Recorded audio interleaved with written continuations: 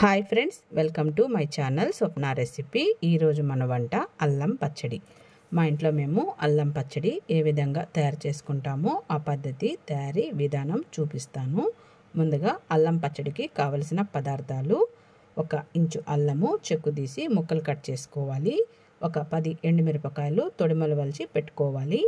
1/2 spoon ఆవాలు, 1/2 spoon జీలకర్ర, 2 స్పూన్లు ధనియాలు, 1 మీడియం సైజు ఆనియన్, 1 చిన్న నిమ్మకాయ సైజు అంత చింతపండు శుభ్రంగా 2 సార్లు కడిగి నానబెట్టుకోవాలి.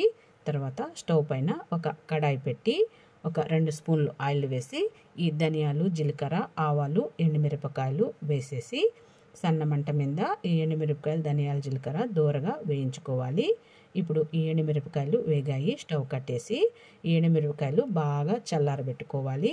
తర్వాత ఒక మిక్సీ గిన్నెలో వేసేసి 1 ఇంచు అల్లం ముక్క చెక్కు తీసి సన్న ముక్కలు కట్ చేసి వేసేసి తగినంత రాళ్ళ ఉప్పు వేసి ఒకసారి మిక్సీ చేసుకోవాలి.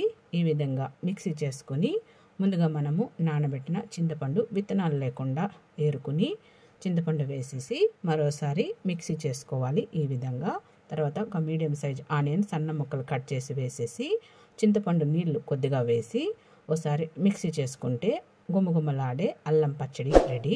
ఈ అల్లం పచ్చడి వేడి వేడి అన్నంలో 2 బొట్లు నెయ్యి వేసుకొని తింటే కమ్మగా ఉంటుంది. అల్లం పచ్చడి నచ్చితే లైక్ చేసి ఛానల్ సబ్స్క్రైబ్ చేసుకోండి.